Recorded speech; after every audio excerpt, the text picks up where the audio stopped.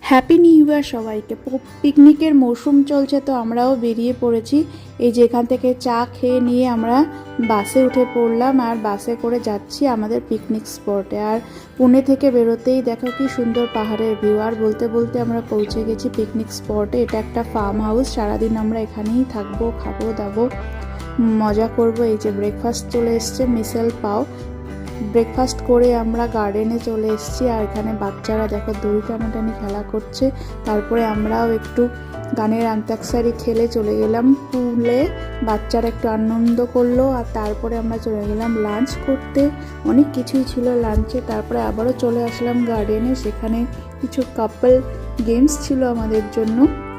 সবাই মিলে সারা দিনটা দারুণ মজা করলাম, খুব এনজয় করলাম। ইভিনিং স্ন্যাক্সে আমরা নিয়ে নিয়েছিলাম পেঁয়াজ পকোড়া, আলু পকোড়া আর চা। আর তারপরেই আমরা বেরিয়ে পড়লাম বাড়ির পথে।